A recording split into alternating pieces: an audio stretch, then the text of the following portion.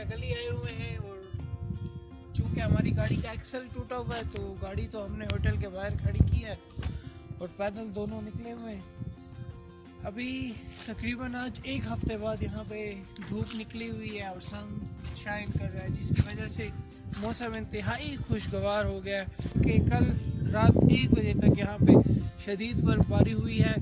और अगर कहा जाए कि वो मौसम सरमा की आखिरी बर्फबारी थी जो देखने हम पेशावर से यहाँ पे आए थे तो वो हमने देखी है और अब सूरज निकला हुआ है, मौसम खुशगवार हो गया।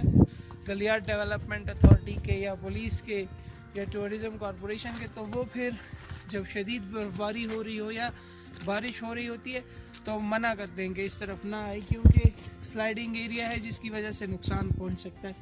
आगे चलते हैं, आपको दिखाते हैं कि इससे आगे की क्या सूरत हाल है। पीछे तो आपने देख लिया कि चारों तरफ यूँ बर्फ़ पड़ी हुई है और बहुत ही कुछ ज़्यादा बर्फ़ है।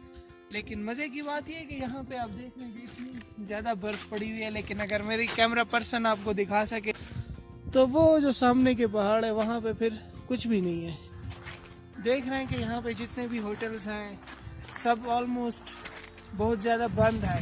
इसकी वजह यह है कि होटल्स के बाहर 8-8, 6-6 फुट तक बर्फ़ पड़ी हुई है, ना गाड़ी पार्क करने की जगह है और ना ही अंदर जाने का रास्ता है। तो यही वजह है कि यहाँ पे जो मामूलात ज़िंदगी है वो ठप होकर रह गए। लेकिन उसके बावजूद हम जैसे मनचले यहाँ पे आते हैं और 2-3 होटल्स ऐसे हैं जो कि अभी भी खुले हुए हैं। तो ठंड तो यकीनन बहुत ज़्यादा है।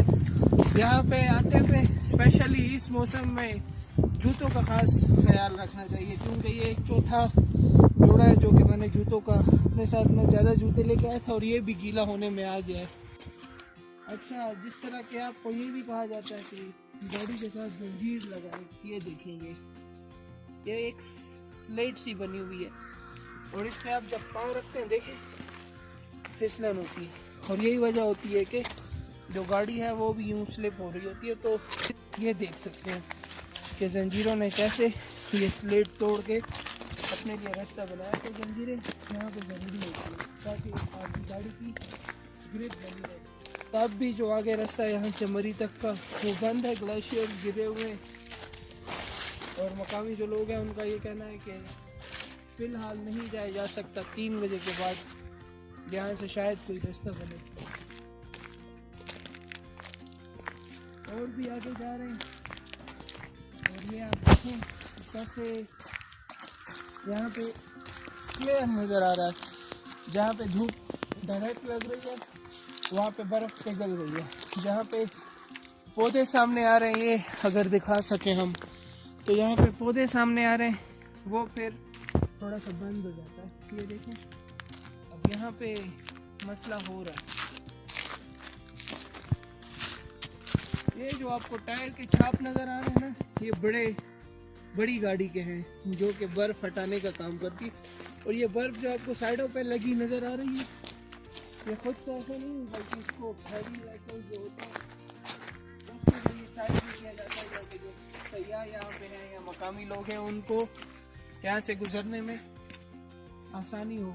ये आप देख सकते हैं आगे जहाँ पे फ़िलहाल धूप का रुख नहीं हुआ, धूप नहीं पड़ी, तो वहाँ पे मुकम्मल तौर पे एक आपको सफ़ेद चादर नज़र आएगी सड़क के ऊपर, एक स्लेट सी बनी हुई है। इसकी वजह ये कि वहाँ पे अभी जो पिघलने का जो सिलसिला है बर्फ़ के वो अभी शुरू नहीं हुआ।